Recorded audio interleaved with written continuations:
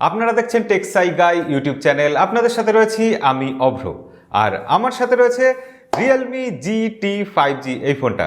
আজকে আমরা পরীক্ষা করে দেখব এই ফোনটা কেমন ফোন, এর ব্যাপারে বিস্তারিত বলবো। ভিডিও শেষ অবধি দেখবেন। আর চলুন সময় নষ্ট করব না, আমরা সরাসরি ভিডিওতে ঝাঁপিয়ে পড়ব।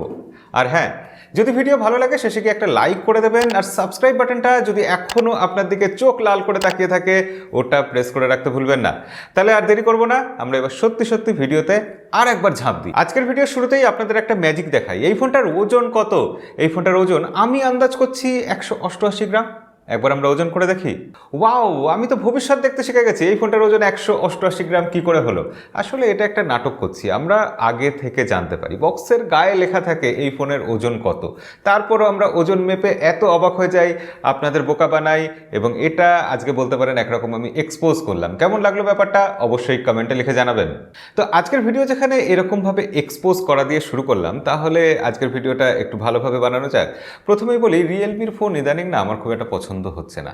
Realme X2 Pro দীর্ঘদিন ধরে এই ফোনটা আমি ব্যবহার করছি এবং এই ফোনটা আমার সত্যি খুব ভালো লেগেছিল, এবং আমার মনে হয় Realme X2 Pro এর মতো ভালো ফোন Realme আজ অব্দি আর একটাও বার করেনি। হ্যাঁ, অনেক ভালো ফোন বার করেছে, কিন্তু X2 Pro এর মতো ভালো ফোন একটাও আমার মনে হয়নি। সেখানে Realme GT এই ফোনটা আমার মনে হয়েছে সেই Realme X2 Pro এর ধারাবাহিকতা কোথাও গিয়ে বোধহয় বজায় রাখতে পারবে। জবরদস্ত স্পেসিফিকেশনস দিয়ে দিয়েছে। Qualcomm Snapdragon 888 প্রসেসর, 120 হার্টজের রিফ্রেশ রেট এবং অ্যামোলেড ডিসপ্লে, 65 ওয়াটের ফাস্ট চার্জার। কি চাই? ডুয়াল স্টিরিও স্পিকার, হ্যাঁ তাও আছে। সবকিছু দেখে তো কাগজে কলমে ভালো মনে হচ্ছে। লুকস আর ডিজাইন, এটা নিয়ে আসলে আমার বলার কিছু নেই, এটা আপনারা নিজের চোখে দেখতে পাচ্ছেন। অবশ্যই ডিজাইনটা একদম অন্যরকম করেছে। ব্যাক সাইডে লেদার ফিনিশ দিয়েছে এবং ডুয়েল টোন দিয়েছে, অভিনব ডিজাইন। ইয়েলো কালারটা দেখতে অবশ্যই ভালো লাগছে, বিশেষ করে যারা গেম প্লে করে তারা এরকম ফাঙ্কি লুক পছন্দ করে, এবং সেক্ষেত্রে ডিজাইন নিয়ে কোনো কমপ্লেন করার জায়গা নেই। তবে হ্যাঁ, এর চারদিকে যে ফ্রেমটা রয়েছে সেটা এবার প্লাস্টিক ফ্রেম দেওয়া হয়েছে। সেক্ষেত্রে সব মিলিয়ে দেখে খুব ভালো মনে হচ্ছে, কিন্তু এই ফোনটা সত্যি কি সব কিছু অতটা ভালো? এখানে ক্যামেরা কি অতটা ভালো? হ্যাঁ, দেওয়া হয়েছে Sony IMX682 সেন্সার, তার সত্ত্বেও কি অতটা ভালো? আজকের ভিডিওতে আমি সেগুলোই দেখতে চাই এবং আপনাদেরকে প্র্যাকটিক্যালি দেখাতে চাই। একটা একটা করে ডিপার্টমেন্ট তাহলে শেষ করি।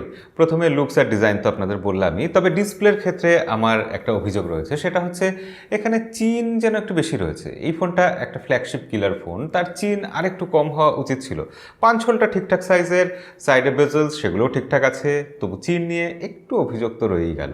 না, 4500 mAh ব্যাটারি এবং 65 ওয়াটের চার্জার, দুর্ধর্ষ কম্বিনেশন। 35 মিনিটে ফুল চার্জ হয়ে যাচ্ছে, এবং এখানে ফাস্ট চার্জিংয়ের জন্য প্রোটেকশন দেওয়া হয়েছে 5টা। রিয়েলমি বলছে তাদের বক্সে যে চার্জার আছে সেই চার্জারের মধ্যেই 5 রকম প্রোটেকশন দেওয়া আছে।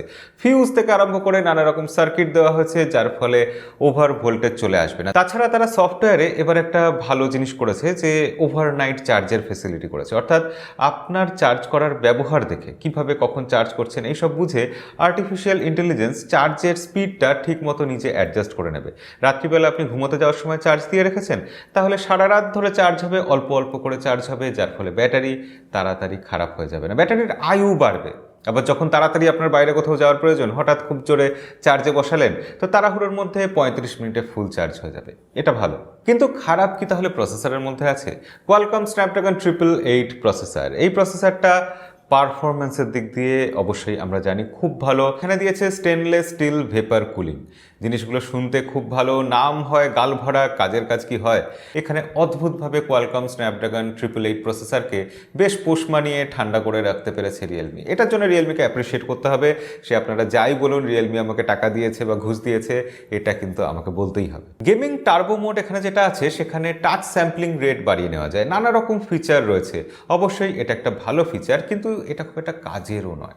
আসলে এখানে গেম প্লে করতে যাচ্ছি আমরা, যখন পাবজি বা বিজিএমআই আমরা যখন খেলতে যাচ্ছি, তখন দেখছি যে একটা আলট্রা এইচডি সেটিংয়ে এক্সট্রিমে আনলক করা রয়েছে, ইউএইচডি আনলক করা রয়েছে, কিন্তু তারও উপরে একটা কিছু আছে যেটা ইউএইচডি প্লাস বা এরকম কিছু হবে, তো সেটাকেও বলছে কামিং সুন। অর্থাৎ গেম প্লের ক্ষেত্রে একদম ম্যাক্সিমাম হায়েস্ট সেটিং, যেটা সব ফোনে আমরা সাধারণত পাই না, খুব কম ফোনেই পাই, সেরকম কিছু সেটিং দিয়ে দেওয়া হয়েছে। কিন্তু সেটিং দিলেই তো হলো না, সেটা ঠিকঠাক অপটিমাইজ করা দরকার। রিয়েলমির এই ফোনটাতে সেই অপটিমাইজেশনের একটু সমস্যা রয়েছে। আমরা পাবজি খেলতে গিয়ে এটা বারবার ফিল করলাম যে টাচ স্যাম্পলিং বলুন বা বিভিন্ন রকম ফ্রেমে গ্লিচ বলুন, সেগুলো নজরে পড়ছে। হ্যাঁ, মাঝে মাঝে ল্যাগ করছে, এটা হচ্ছে। তবে হ্যাঁ, নর্মাল আমরা যেরকম সেটিংয়ে খেলি সেখানে 60 এফপিএসে যথেষ্ট ভালোভাবে গেম প্লে করা যাচ্ছে, স্মুথ হচ্ছে সব কিছু, কোনো রকম সমস্যা নেই। এবং ইউআইতে যখন আমরা স্ক্রল করছি 120 হার্টসে, সেখানেও কোনো রকম সমস্যা নেই, সব কিছু ঠিকঠাক আছে। ইউআই এর প্রসঙ্গ যেখানে এসেই গেল, সেখানে ছোট্ট করে বলে নিই, এখানে রিয়েলমি ইউআই 2.0 রয়েছে, অ্যান্ড্রয়েড 11 আছে, এবং রিয়েলমির ইউআই যেরকম হয় ইদানিং একদম পরিষ্কার পরিচ্ছন্ন ইউআই আমরা বলতাম, রিয়েলমি সেই জায়গাটা আর অতটা রাখছে না। টুকটাক বেশ কিছু ব্লোটওয়্যার এর মধ্যে রয়েছে যেগুলো আনইনস্টল করা যায়, এবং নোটিফিকেশন বা বিজ্ঞাপন খুব বেশি একটা কিছু আসছে না, সেদিক দিয়েও নিশ্চিন্ত। অনেক পরিষ্কার ইউআই, প্রচুর প্রচুর প্রচুর ফিচার আছে, এবং এই ইউআই এর মধ্যে আমরা ফোন অন করার সাথে সাথেই একটা আপডেটও পেয়ে গেলাম, যার ফলে ইউআই এর স্টেবিলিটি বলছে রিয়েলমি একটু নাকি বেড়ে যাবে। দেখা যাক, সেগুলো ইউজ করতে করতে আমরা বুঝতে পারবো। কিন্তু আমাদের সমস্যা হয়েছে ক্যামেরা সেকশনে। কাগজে কলমে এখানে সোনি IMX682 সেন্সর দেওয়া হয়েছে ব্যাক সাইডে, যেটা 64 মেগাপিক্সেল প্রাইমারি ক্যামেরা। এরপর একটা 8 মেগাপিক্সেলের আলট্রা ওয়াইড লেন্স রয়েছে, তারপর একটা 2 মেগাপিক্সেলের ম্যাক্রো লেন্স রয়েছে। তো যাই হোক, আমরা 64 মেগাপিক্সেলের আলট্রা ওয়াইড লেন্স নিয়ে কথা বলবো। সেই লেন্স দিয়ে আমরা যখন ফটো তুলছি, লো লাইটে প্রচুর নয়েজ টয়েজ থাকছে, এবং এমনিতে যখন আমরা ফটো তুলছি সেখানে ডিটেলসের একটু অভাব। ডাইনামিক রেঞ্জ আগের থেকে ভালো ম্যানেজ করছে, কালার একটু পাঞ্চি আসছে, অবশ্যই এগুলো ভালো ব্যাপার, কিন্তু ডিটেলস আর একটু যেন বেশি থাকা উচিত ছিল। ফ্রন্টে সেলফি ক্যামেরার ক্ষেত্রেও ঠিক একই কথা, 16 মেগাপিক্সেলের সেলফি ক্যামেরা রয়েছে, সেখানে ডিটেলসের অভাব। রিয়েলমি বরাবর এই সেলফি ক্যামেরাতে গিয়ে একটু হাঁপিয়ে যায়, তাদের এখানে উন্নতি করার বেশ দরকার। ক্যামেরা ডিপার্টমেন্টে রিয়েলমি নিজেদের একটু সফটওয়্যার নিয়ে, অপটিমাইজেশন নিয়ে কাজ করা দরকার। ভালো সেন্সর দিয়েও যদি ছবির কোয়ালিটি এরকমই হয়, তাহলে আমার মনে হয় ভবিষ্যতে এটা রিয়েলমিকে বেশ সমস্যায় ফেলবে। ভিডিওর ক্ষেত্রে আমি বলবো যে এখানে 4K 60 FPS এ ভিডিও রেকর্ড করা যাচ্ছে, বোকে মোড আছে, এজ ডিটেকশন ঠিকঠাক হচ্ছে, এবং সব মিলিয়ে ভিডিওর ক্ষেত্রে কোয়ালিটি যথেষ্ট ভালো। এবং ভিডিওর ক্ষেত্রেও যেটা ইমেজ স্টেবিলাইজেশন আছে, সেটা অপটিক্যাল ইমেজ স্টেবিলাইজেশন নেই। এটা যদি থাকতো ভালো হতো, তবে ঠিক আছে, ইলেকট্রনিক্স ইমেজ স্টেবিলাইজেশন দিয়ে আমরা এই দামে একটা ফোন নিয়ে কাজটা চালিয়ে দিতে পারবো। বিশেষ করে এখানে আমরা দেখছি যে স্পেসিফিকেশনসের দিক দিয়ে UFS 3.1 স্টোরেজ টাইপ আছে, LPDDR5 র্যাম আছে, ডুয়েল স্টিরিও স্পিকার আছে, এইসব সব কিছু খুব ভালো আছে। আর স্পিকারের কথা যেখানে এসেই গেল, স্পিকার কেমন কোয়ালিটির একবার আপনাদের বাজিয়ে দেখিয়ে দিই। প্রথমে আমরা নিচের স্পিকারটা চেপে ধরে ওপরের স্পিকারে শুনে দেখি ভলিউম কেমন। ওপরে যে ছোট স্পিকার মাইক্রোফোনের মধ্যে থাকে, তার ভলিউম কেমন।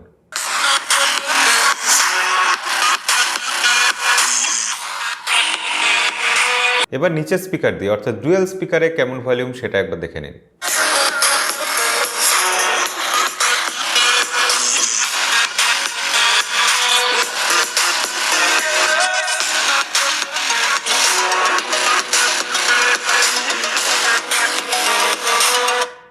সাউন্ড কোয়ালিটি কিন্তু বেশ ভালো, যথেষ্ট ভালো, এবং ডুয়েল স্টিরিও স্পিকার সেটাও ঠিকঠাক কাজ করছে। এছাড়া ভাইব্রেশনের যে মোটরটা আছে সেটাও ঠিকঠাক হেপটিক ফিডব্যাক দিচ্ছে, তবে হ্যাঁ, প্রিমিয়াম ফোনের মতো কখনোই দিচ্ছে না। বেশ ঠিকঠাক ভাইব্রেশন হচ্ছে, একটা ফ্ল্যাগশিপ কিলার হিসেবে এটা ঠিক আছে। এছাড়া এখানে কল কোয়ালিটির কোনো সমস্যা নেই, এবং গুগল ডায়ালার আছে, কল রেকর্ড হবে, সৎ ডায়ালার, এটা আপনাদের যেরকম বলেছিলাম এখানেও তাই আছে।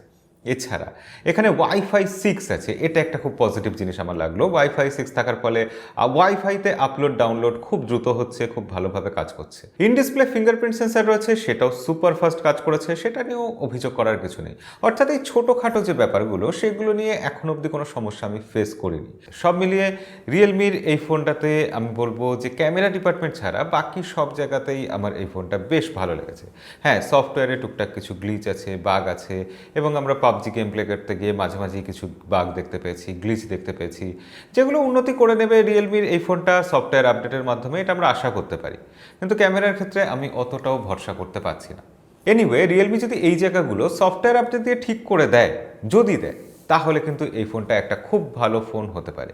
কিন্তু এখন গেম প্লের জন্য এই ফোনটা যথেষ্ট ভালো ফোন, এবং ডে টু ডে লাইফে নর্মালি আপনি যদি ক্যামেরা ইউজ করতে চান, ক্যামেরা ফোন হিসাবে এই ফোনটা না ইউজ করতে চান, তাহলে এই ফোনটা অবশ্যই ভালো ফোন। বিশেষ করে লুকস আর ডিজাইন, সেই দিক দিয়ে এই ফোনটা আমার খুবই ভালো লেগেছে। আমি চাইছি, ভাবছি কিছুদিন এই ফোনটা শুধু ডিজাইনের জন্য, লুকসের জন্য নিজের সেকেন্ডারি ফোন হিসাবে বা প্রাইমারি ফোন হিসাবে ব্যবহার করব। তো এই ছিল রিয়েলমি জিটি। কেমন লাগলো আপনাদের সেটা কমেন্টে লিখে জানাবেন, আর ভিডিও কেমন লাগলো সেটা লাইক করে জানাবেন। দেখা হবে পরের ভিডিওতে। আজকের মতো বিদায়।